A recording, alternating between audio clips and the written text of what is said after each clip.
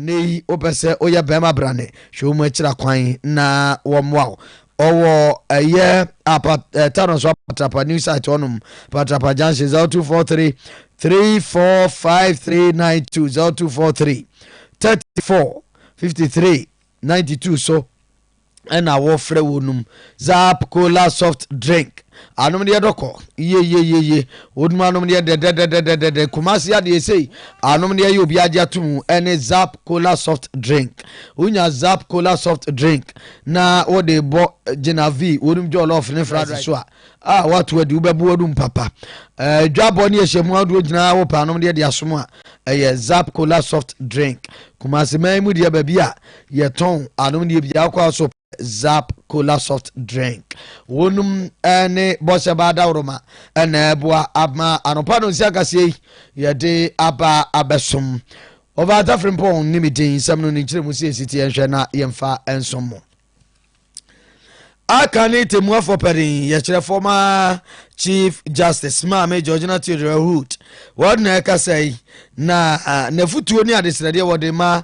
Christopher ya ye adwuma se momode ne afi adwuma ye emu nyame ahini hu da Europa na ne se odi tudwa ebra Assemblies of God asafuku ayefronum professionals Assemblies of God Professionals Network unje ntiafre no AGPN na wonum sign adekuo nu adi ebiemu ekuo nu eba ya fimpinu ede nan eno ntintin yese Assemblies of God asafono won ye adwumafo ye wo be ka ho abom na wafa kwanya no na afa ne won ahode watietia ani wonim de ene afa wadwuma wode abonyankropa ahenie eho da wuru no atre nyankropa ahenie no emu na sakuo no na wonum sign akanya mu eno na Mame Georgina Theodore Wood wakasa ewo dwumade no ase no chirum se Christopher ye adwuma nyina ka ehunu se iya yayo baabi ayaduru nima yedie pempenso ayaduru abrabone asetrem adwuma ye nyina no eye nyankropon ahenie no entira enunti ebradu se bomoden na yede yadwuma yeyo ebo nyame ahenie ehun dawro. Ethical leadership is one of the many ways we can be of service to God and our country. As Christian professionals, we have a duty to be examples of integrity, honesty, and ethical conduct in both our public and private lives. Let us use our positions of influence to champion righteous practices, promote transparency and accountability, and challenge the status quo when it conflicts with biblical principles. Our commitment to ethical living and excellence can be a really powerful testimony of the transformative power of the gospel. Yo, Mame Georgina Theodore Wood na yati na nadusi ye Assemblies of God asafumemuni nyina so pani ya wata wonum ano superintendent ye Reverend Stephen Wengam wonso wode ani sonsem atudwa wo kyerese ekuo no na ani so papa se wonum aka wadwa bomu se wonum enwuma ene wona hode obetietia atasetse na wode aboa ama ahenie no atumpon. The God Professional Network accordingly recognizes the presence of professionals, the absolute need to mobilize them for the missions, provide platform for their networking, and create a pool for assessing such expertise and talents for effective administration of the church and inspire them to contribute their quota for church growth. We are poised to bring them on board to help provide expertise in the administration of our great church. We want to partner you to send the light and become more visible and relevant in societal development. So Vania Assemblies of God as a Fumamuna Wadano, Reverend Dr. Stevie Wangam, and Yete Nini. Na Ekuya Yebu Dins is Yanum se Kenya Mua, and Untibeshi Mudi, Ecoso, Assemblies of God Professionals Network, AGPN. Near jomtira ni dima wonu mamu ni nyina ene owura kwabena dubu ahin ene odi nsam to dwa na o kire mu se empo se wo hye woni a ede asempatre eba wo manga na mu na oba ebeye nyamedwuma ewo asase no nyame anim wonum amwa bebre ewo eye Assemblies of God or asafonitium. 1931, when Assemblies of God missionaries first arrived in the country, their major preoccupation was to preach the message of the gospel of Christ to the people. But they were soon to realize that they were faced with the daunting and enormous task of fighting hunger, disease, poverty, and illiteracy. To give practical meaning to the biblical teaching of caring for the needy and alleviating the suffering of the people, the missionaries, many of them learned in diverse fields, organized literacy classes for the indigenous people and taught them various arts of block making, door and window frame fabrication, roof trusses construction, and enhanced agriculture. Entina owura kwabena dubu ahin ya wono ena Assemblies of God Professionals Network oye jomtrani ene yetene kan wo kire se bra woni ade asempatre ebaye wo manyimu afia pema nkron aduasa baako Assemblies of God for wonba so mbeka nyame asem no wonbehu se wo ma no kire se wasusu mpidiem komne ho kire ene nyarewa hodo nti na ewoso mtu wana ma kire se wonum efato ho so a kire se wonum ebu akwanuasa ahodo eso yenko yenanim yapiem ewo achimotapotamo na manebo yensa ka kire mu ese achimotapo station twia so pe wo manfo bi etete wonum ye ebinum kura ye University of Ghana Legon adwumayefo ane omanfo bi aka ya wonu ma bobo mpata ne ade bi tete potamo baabi ene yese langard fo akwa mu nyina akodwiri wonu matran ye ato agu na enchiremu no to aso ase woni a ekodi sa adwuma no ene no nhye kaka motobi ya nti uhunu se asomasi ana obente nenso ne enwanwa ne se wonum edi sa adwuma se kaka motobi ya yesu mkrofo adan yaguo ene ade ne wa wo hwe Facebook ne so no timu se greda ene edi kodwira guo no yesu onum yesa nyina na aposifo abambofo nso atwa ho achi akere se abambofo gina ho ena wonum ehwe ama yetu wo manfo ne no ena yani tete yeah, one year yet to own me, or can be now a University of Ghana, Jumayeni, who chile mu say ye. You'll find a room for us. So I know so, and I saw and I joke around between 11 to 12 midnight. And I also, Romuka so Babu, you can say I grow. At quickly, you say excavator, say bulldozer out of sea. I see it, and I'm rushing me fair. Yeah, that one of the directors, and also make a report. So I rushed to the police station. Timiko do one security lady be Timibo and I also on the to a best friend. Offset the college no so moon ewa adada. All of us are the million excavator or bulldozer and I start to do and I'm sure I'm seeing Minama and I'm sure there. To make a feel on mobile and start Minamana ego half in a they sound parking Yaman alcohol side. Ora yan tete ene ana yati na mrase dwani di mo manfo nwo oka kwe atifi abato mbasua so bia sa semi esie ononya for things salad ya woni no asiesie di langa asesem no nyame anim agi nsem wo potem wo papa sadie abre bia langa de fo no omudi omudwuma kra ya no masan edi akodi asese omu nko akra no ema asem no ejai kra eba be hwew can take as the representative of the people. I am saying that I will not sit aloof and allow you to treat my people like animals. It is not done anywhere. It is not done anywhere. They are Ghanaians and they are human beings. They have rights. Even a squatter has rights. And they are not squatters. I can say, I can bet with my everything that I hold here,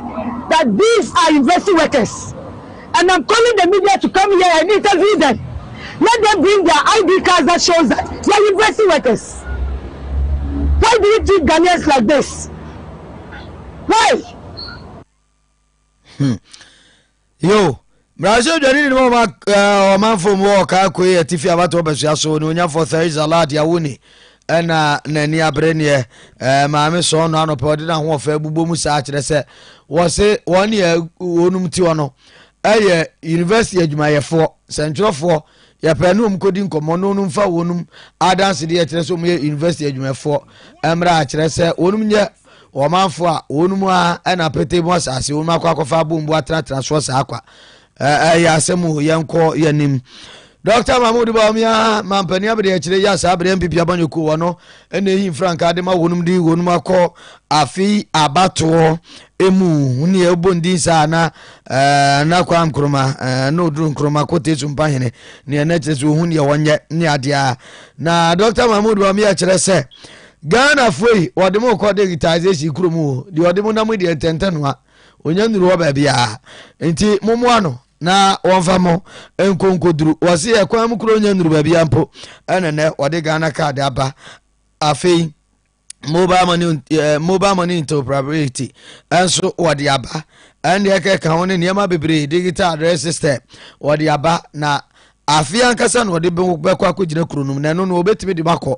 bra mo beto abade ama no so onye mampanin ane osomu saa no a oso siti animu a vum Ghana ni betia no na walande ewo digitization krom Yamiya Adum na me be president me person me di solar power generation of electricity to reduce the cost of electricity in Ghana. With the 2,000 megawatts of solar power, every kind of generation makes so. Now, the cost of electricity above from by 50%. Now, avoid yenina.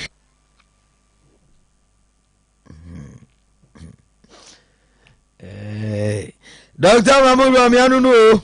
na akuapem atifia batom besiaso and mampon akuapem epuemantem oni omanfo no onum apom tinitini na ntie bi healthwork na wonum ba be gina ye bebode mu no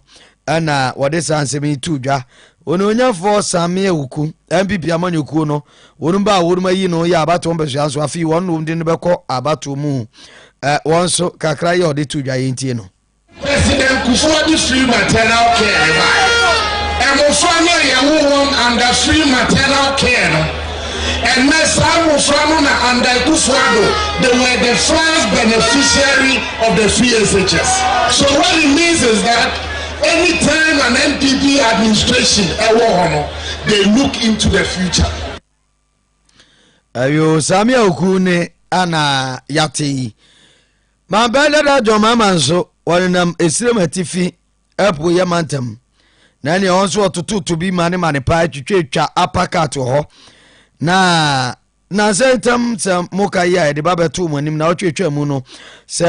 ye dwumade bi ekoso Ghana Report Summit ya na onum ekasa efa ba ye bekọ akoto kwa ne ye befa so na amanebo ya enye no kure ibetimi aso anu asi ano na ema beto monte so nko fansem bia ema mampani na danko akufu adoko kasa asie bi IGP num nyina kasa asie bi ono amampenda da adwo mama kura nso kasa asie bi ni ade na mampani na danko akufu ado eduru nso awo kasa na okirem se oni ohunu se amanusem woni aworum ene ni si akan abre biom hyeda ehye kokuom kuntuna se na ne onuma noa atropa mana bene na ondi abre Ghana fo adi amiafo no mampani na danko akufu ato ene na busua eho na wode ekokobo ajapade enkrata ya epi monteso na nsem no so na wochirem se ni nyina ye woni a amanusem wonum ene no pre ene omu hyeda ye sane manoa se ye de begu nanim ase na amanebo ya enye no kure no saafo no etete se na wonum edi ntintima wom ne no na mampenda da John Dramani mama wono so wayi na no ewo esrem atifi epoye mantam emu no wochirem se hwan suakai ye pe amanebo ye enye no kure pa akosi Rebecca se misinformation any disinformation na tra ye kesiem any man penny na dan kwaku for adwatran in presidency e ho ne free ba o se ho won kan kura tronko a wonum sese no ndi aba beto montre so setam. President condemned misinformation and he used the Ajapadia document as an example of misinformation. But probably what the president doesn't know is that his office, the Flagstaff House, is the headquarters of misinformation. That is where the fake stories misrepresent what people have said and feed it into the social media. His own office is the headquarters where they do that. And so he should clean his house first before he talks about misinformation in other places. Ghana politics, they too. Jam no. Also that yatin can what in nemu. Na I don't know what he wants say. And this ba atifi apu ya mantam upper east region once will be chim. Went to Bokunabash Palace and he spoke about the issue of carving out another region to encompass the 6 constituencies in this area. And I explained that there were constitutional processes that needed to be gone through and that the criteria was 1, economic viability, 2, land size, 3, population. And aside from that, a petition must be presented, a commission of inquiry must be set up to look at the feasibility of creating a region. In the evening, I saw a fake news story misrepresenting completely what I said and trying to put me against the Mamprugu state. I never mentioned Mamprugu yesterday at all. I was just comparing land size and region and economic viability and all that. James, I'm no what. Yemfa no mpem yenko yanimu na woni e wa dwini emu afibia wonum edi ahia na wonum ahyefa National Festival for Arts and Culture asem ana yekan NAFAC na afidie no mkire mu a bono puemantam bono East region hona wonum bedi no tachiman ana wonum ade krono nti wonum ayi nipa dunwotwe ya wonum ehwe no matoto atintim ama fashion wetimi akoso na no ana mantam no so afo no nyafo kwasi adujan o asra woni a yede ase onum sase onum hwe enye adwuma papa na afei o sren senjrofo nso se yemomoden yemfa yenintum na yemoho dawuru. Reminded of the immense responsibility and the opportunity it presents. This year's festival promises to be a grand celebration,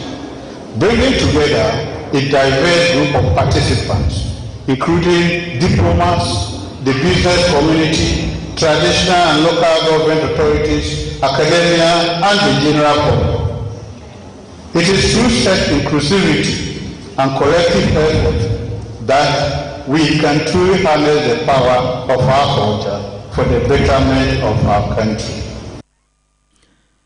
No nyafo kwasi adujan no na National Festival for Arts and Culture no ni Oyerepa ni kwantre for Dano executive director ne na no wa ina champon ni wonso wode tu dwochire mu se onwumadie no aboa wo mansi kasem na gusu aboa wo mansi kasem enti yenhwe na yenya no wa tu na emwa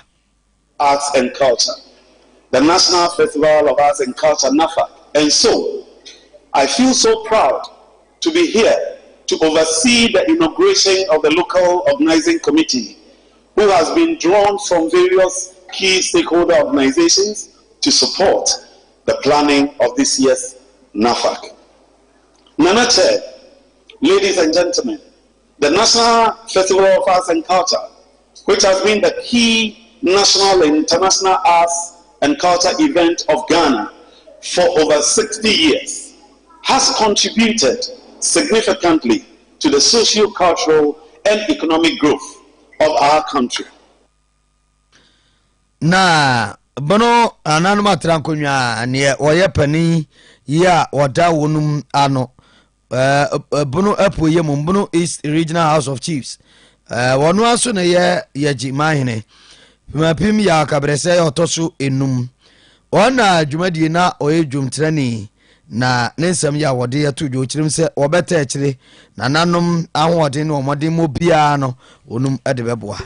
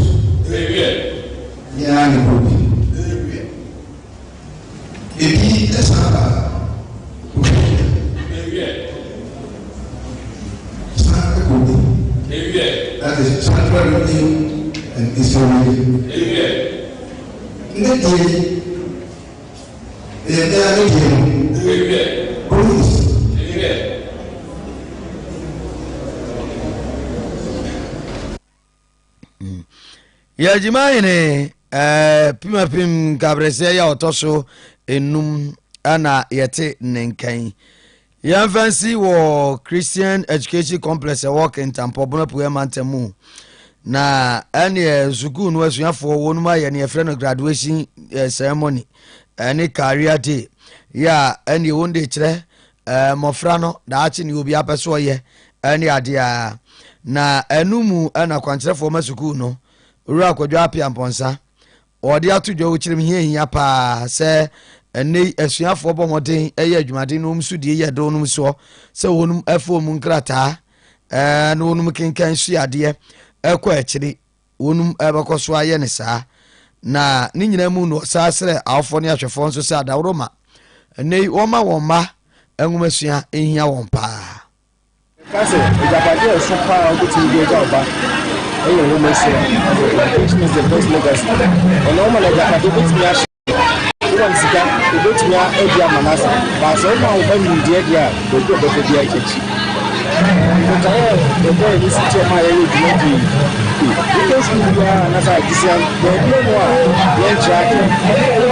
na so ni ni sa e fo ni hu school for na sa disian say next time no person is going to yes is ella as you introduce them to careers and available opportunities out there moving to make your good reduction a graduation asuafo no ne awfo ne ahwefo ne bi nso kakra ye umde to dwadwabo no ase ye ntie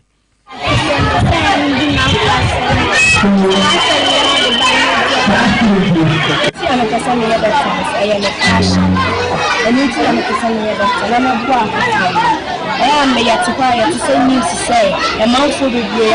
accidents. Until I am a come up and I'm a son of another action. Never grow more, we are no more.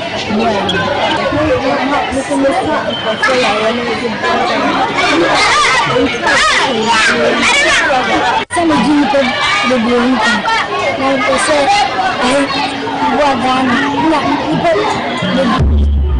What in your future, I'm a the man of me and now could do, but I am more opposite to do.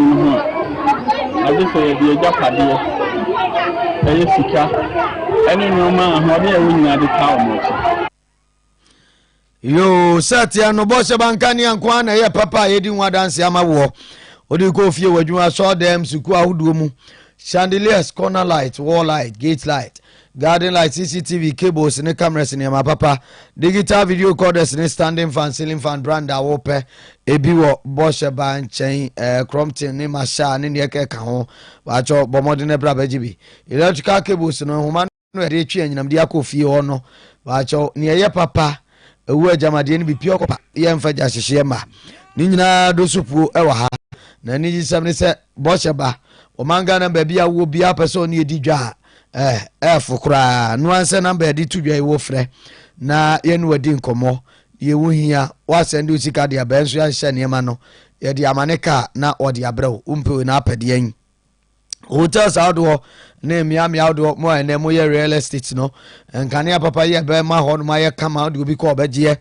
eye bosheba nkania woje bosheba nkania ko ofie wodwuma mu atrai mu a esumu enru da biata paacho ye wokumase adum pz maami atako 40 no mafei ogoke tiedu ba nim hwe onso a ye sabo ho bosheba plaza no Wesley Methodist in Central Prison runabout iso ya na waba Oyerepa FM, Oyerepa TV, Promise Radio, Promise TV. Yadan emuasoro ne form. Oba ubenya eniema ni nyina bi 0536 095966 0536 095966 eso ena ofre na bosheba aje oso na ansa ne yebekro no yankan mo Oyerepa